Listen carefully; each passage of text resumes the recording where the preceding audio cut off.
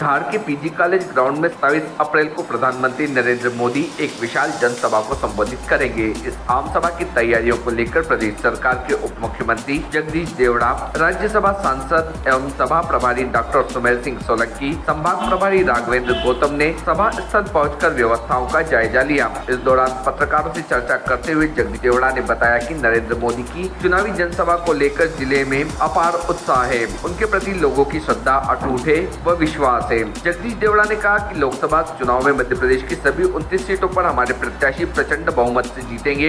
एक प्रश्न के उत्तर में श्री चावड़ा ने कहा कि कांग्रेस हताश है, इसलिए वह अनर्गल बातें कर रही है। भाजपा सबका साथ, सबका विकास, सबका विश्वास के साथ चुनाव मैदान में उतरी है। मोदी जी आने वाले 25 सालों का रोड मैप लेकर चल रहे हैं। इस दौरान सांसद छत्र सिंह दरबार, भाजपा जिला अध्यक्ष मनोज सोमानी सहित वरिष्ठ नेता उपस्थित थे। भारतीय न्यूज के लिए धार से साबिर खान FM की रिपोर्ट। भारतीय जनता पार्टी कुछ ज्यादा चिंतित नजर है। ये बहुत हम सबके लिए सौभाग्य का विषय है कि देश के यशस्वी प्रधानमंत्री नरेंद्र मोदी जी धार चुनाव की सभा में पधार रहे हैं। हम उनका अभिनंदन करते, स्वागत करते और पलक पावड़े बिछा करके लोग स्वागत के लिए आतुर है, तैयार है। निश्चित रूप से उनके प्रति लोगों की श्रद्धा है, भरोसा है और अपार उत्साह है। तो निश्चित रूप से आदिवासी बेल्ट नहीं सीट, केवल पूरे मध्य प्रदेश में 29 सीट पर भारतीय जनता पार्टी चुनाव जीतेगी।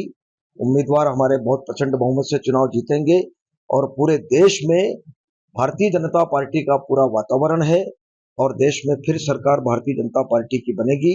यशस्वी प्रधानमंत्री तीसरी बार फिर प्रधानमंत्री के रूप में स्थापित होंगे। निश्चित रूप से मुझे खुशी है कि आज उसी सिलसिले में हम सब लोग भारतीय जनता पार्टी के सारे वरिष्ठ जन माननीय यशस्वी प्रधानमंत्री जी की सभा की तैयारी में लगे। कांग्रेस आरोप लगा रही है कि मूल मुद्दों से टक्कर हिंदू और मुसलमान पर अब जरूर चुनाव होता है। कांग्रेस विचलित हो रही है, उनका जनाधार खिसक रहा है। मुझे लगता है कि कांग्रेस का सफाया हो रहा है इस देश से और इसीलिए वो विचलित होकर के ये सारी बातें कर रहे हैं।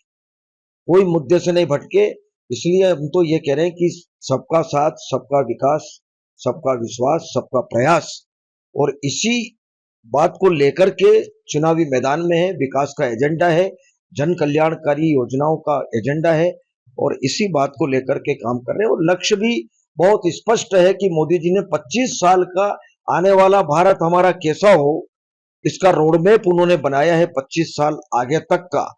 और यही कहा है कि 2047 में पूरे विश्व में एक विकसित राष्ट्र की श्रेणी में हमारा देश आए, विश्व गुरु के स्थान पर स्थापित हो। इसी संकल्प को लेकर के चुनावी मैदान में है, जनता के बीच में जा रहे हैं आशीर्वाद लेने के लिए और निश्चित रूप से सफलता मिलेगी। एक और आखिरी सवाल ये कि 4 चौपार का नारा दिया जा रहा है। कांग्रेस ये भी आरोप लगा रही है कि आत्मविश्वास की कहीं ना कहीं कमी। उनका कहना है कि दक्षिण में साफ और उत्तर में हाथ। इसलिए सबके हर बच्चे बच्चे के मुंह पर है कि अब की बार 400 पार, फिर एक बार मोदी सरकार, निश्चित रूप से यह तय होगा। Subscribe now to most exciting channel ever.